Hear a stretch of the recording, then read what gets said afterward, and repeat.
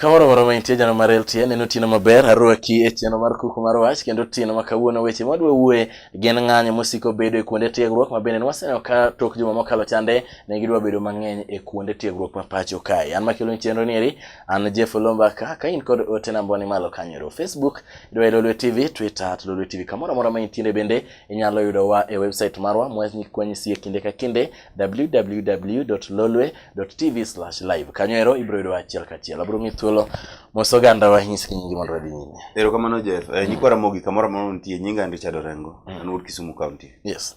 Erokamano Richard Orengo arwaki e studio. Iwinjo gimodwa mondo wawuoye. Wadwa wuoye ng'anyo ma bende siko mana kabedo e kuonde tiegruok e kinde ka kinde. In kaka Richard Orengo nyalo wacho nang'o ng'anyo machalo kama? Aparo ni mokwongo nyaka wang'iye e yore mopogore opogore. Mokwongo students mora university kamoro amora nitie gimiluongo ni student union. Yes. Student union obedo formed gi mandate mar promote kata mar go lweny ne right mag students. Student unions e avenue ma students nyalo ga express go grievances gi kagin gi complaint kata kagin gi ywak. Strike to en gima osebedo katimore university over the years. Mak mana ni for the last recent week nyocha waneno ka strike timore, but gima paro ni onego focus on reason momiyo strike timore. Nyocha waneno kaka Masinde Muliro university olor nikech strike, student of strike ni ok gidwa timo penj. Iwinjo Jeff? Aparo ni mano is a very wrong reason ma they strike. Kata ni penjo biro too soon. Nikech sama ine university ing'eni donjo semester chakore, ting'eni at the end of the semester nyaka itim penj. Ok inyal wacho ni penjo biro too soon nikech ing'eyo ni semester chakore ka semester rumo penj nyaka bedi. Like Kipe University, be nyocha wawinjo ka nigi the same kind of things. University of Nairobi to mare was a bit different nikech mare nyocha en issue mar election mar student organization of University of Nairobi. Manyocha nitie dispute.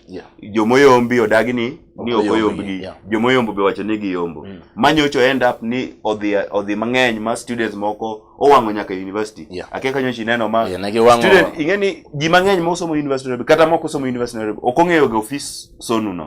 Ni nenang'o. Kane Professor Wasao ochako medical school University of Nairobi, mane kanyen mochari kama ni kane bodies. It's a very instrumental office. Koro kana neno ka student wange, I felt very bad as a person most somo University of Nairobi mabene en official mar sonu ndalo moko. Nyocha neno ka student wango nyaka hostel. Maneno ka hostel is on fire.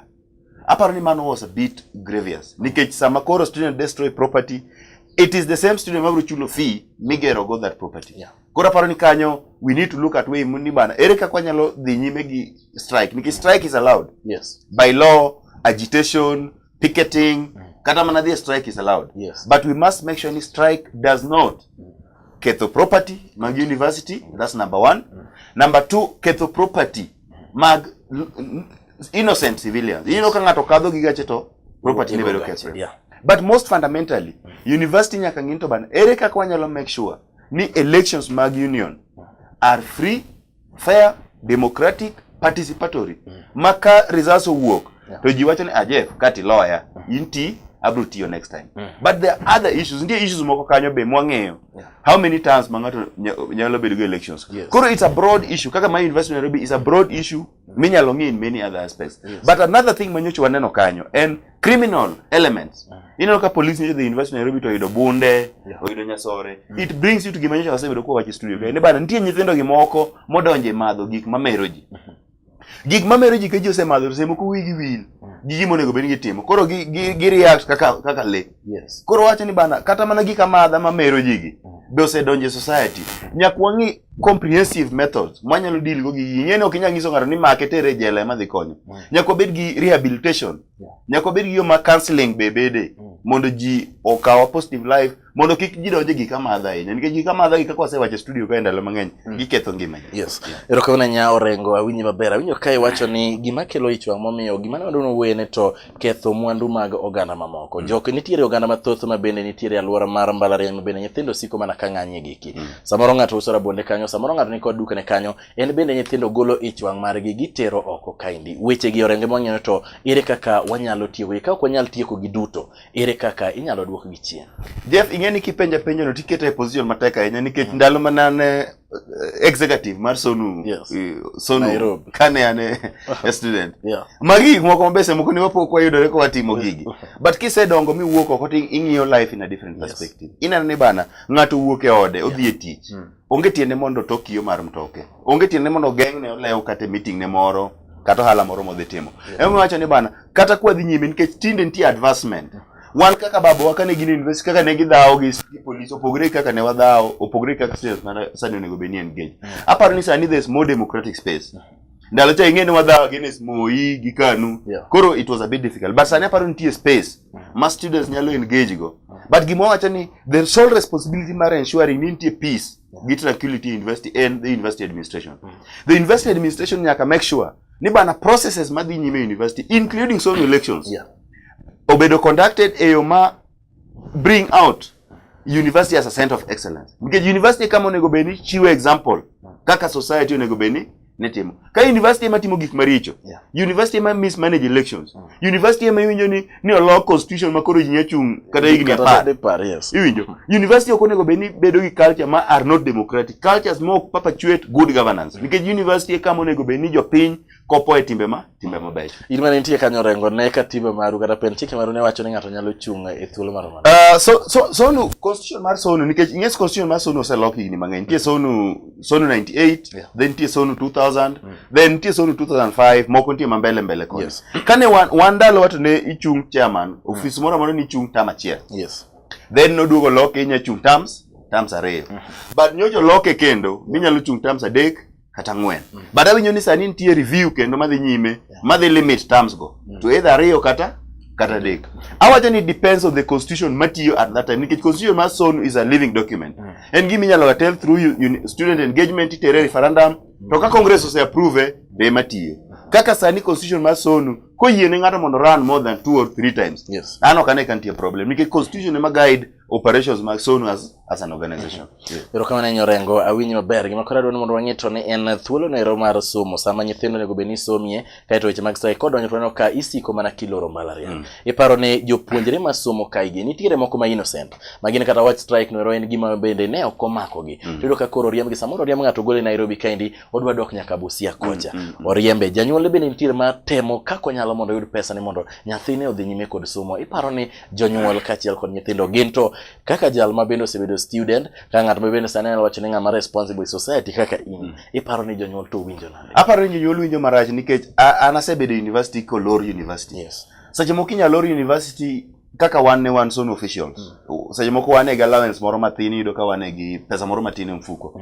inyalo yudo kolor university kawuono to nitie student mang'eny kabisa ma jonyuol gi chulo negi fees kendo chulo negi gi chiemo e mess iwinjo koro onge kata siling 10 e dende nikech odhi e class to dhi chiemo e mess kolor university to kata kako nyalo wuok e university nyaka town onge nikech onge pesa moro mare dende aparo ni gino hat nyithindo kendo hat nyithindo mang'eny kabisa but ing'en gino hat jonyuol be nikech jonyuol sai moko kata fare miduogo mar Nairobi is a problem kuse tere Nairobi kendo giduogo no lor university kendo nyaka many pesa moro miduogo e Nairobi kodok e university but man is the one side the other side king here from administration and safety side administration ing'en sama koro university students are on riot the best way to protect property mag university is to close the university nikech sama students ni kanyo to students bro mana dhi nyime gi wang'o gik moko gi ketho gik moko sama lor university ne ok gidhi oko gite koro mano is for me apparently the main intention mar timo mano en to protect property mag university and the university administration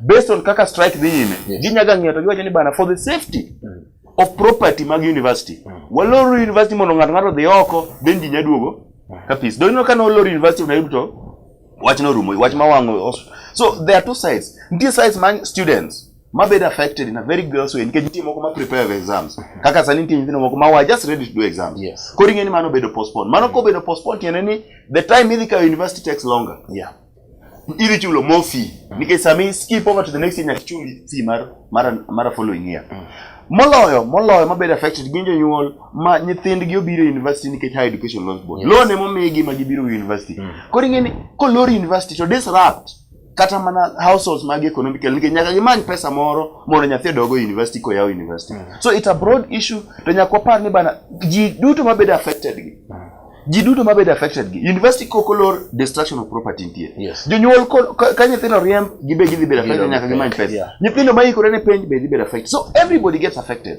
Omiyo nawacho niya, university administration as the sole responsible person nyaka gin to ban ere kaka onyalo ensure ni university run smoothly.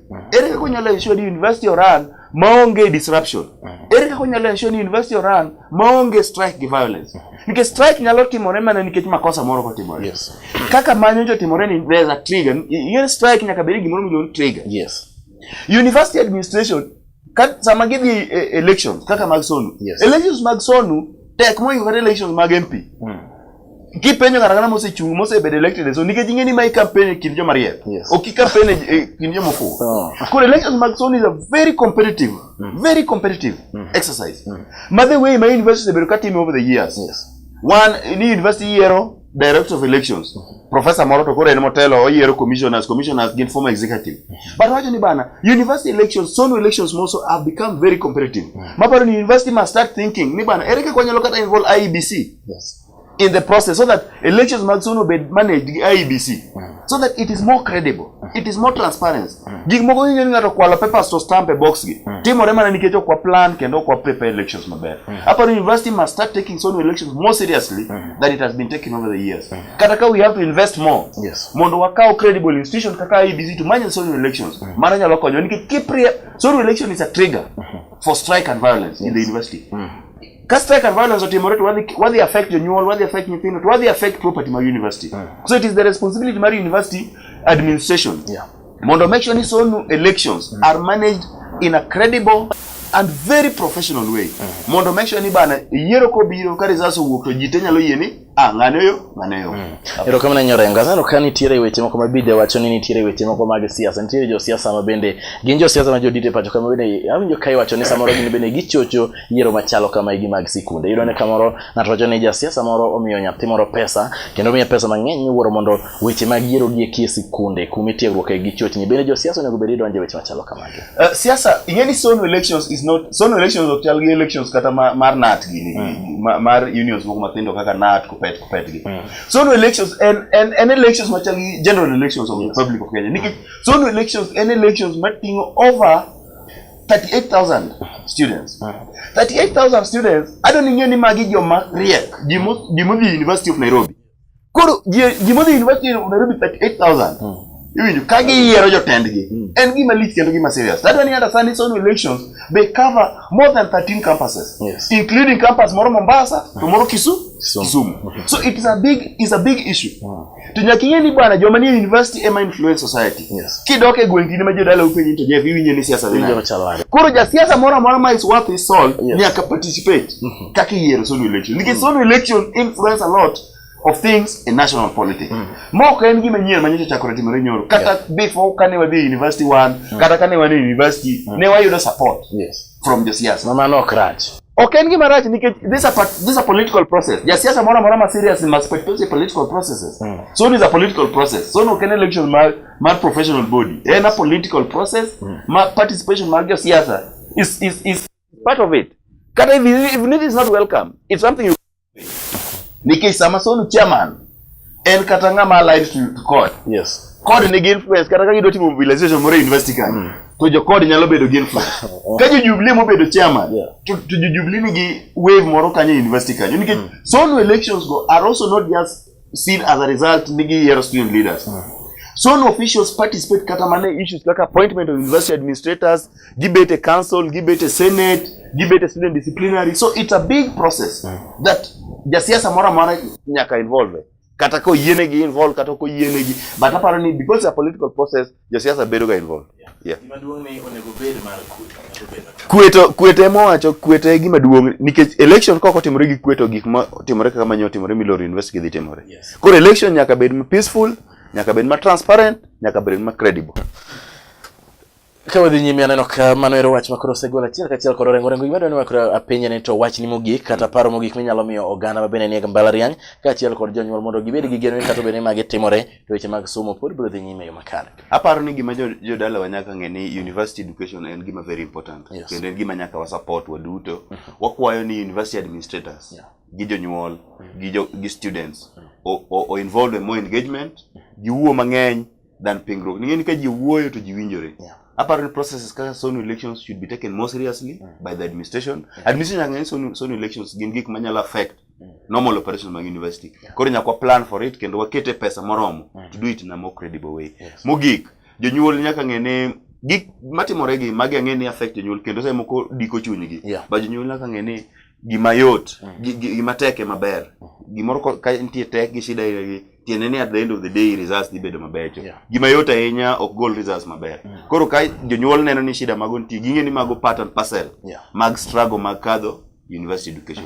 Koro jowa nyaka bed gi jingo kendo jowa nyaka bed gi hope ni ka magi te oserumo to ji mang'eny bro bedo koyudo university education kendo bro gero piny. To mogik sani nyo waneno ka nyithindo almost 139 upper 200 and something 201 nyocho riembe university. To king'iyo namba go nyocha temo go kwano, king'iyo namba yudo kata ka almost 40% gin joluo, which is a very worrying thing. Nyakwa ng'eni bana joluo mang'eny ko bedo suspended from the university kama to they affect dongruok marwa nikech sani ok wadhi yudo professionals, nikech professionals wadhi bedo affected. Wakwayo jodalawa ni nyakwa ng'eni ere kaka wanyalo dhi nyime mondo nyithindo gi oduog e university mondo gi continue gi sombgi. Suspension mag gik manyo timore mago gik manyo timore ni mago nyaka timore nikech university no kuma ne SONU elections maber. Nyakwa ng'i kaka jogi nyalo duogo. Most of kaka nawacho, most of the students manyo bedo suspended, almost 40% gin joluo. Magi madhi affect wa. Koro aneno ni wan gi joluo mang'eny gi lawyers. Nyakwa ne kaka wanyalo support nyithindo gi lecturers wa mane universities ma joluo, professors gi joma telo university kanyo. Nyaka ne ni bana waneno kaka inyalo mi nyithindo gi amnesty. Nikech kata wan onya pro 2002 ka Kibaki no biro telo no miyo nyithindo mano bedo suspended amnesty. Nyithindo nyaka mi amnesty kendo migi warning kendo giduogo university mondo gi continue gi sombgi kendo gitiek maber mondo gibi gigero oganda. Erokamano Nyorenga. Goni erokamano kuom chopo e studio. Na dhi Kisumu madiere weekend mokalo ne joka oganda wacho ni Orengo dwa chung MP chungo so gichung wacho na yie kata magu ng'awo chung Kisumu. Da wijo kajal kwaro digi. Je para nur Kisumu kendo an ur Kisumu Central. Chieng' ma wacho na do chung Kisumu Central to jodala ong'eyo ni abiro kwagi ombulu. Sani to poka wacho. To ka jopiny wacho to mano tiende ni gima ber kendo neno ka jopiny ng'iye gi wang'o muol. Ka jodala ong'iye gi wang'o muol anago ni gima nero kamano. Wacho Orengo ka iwuok kidok e studio. Maidi ne kuku mar wach koran Jeff Olomba ka achiel kod Richard Orengo. Erokamano. Erokamano.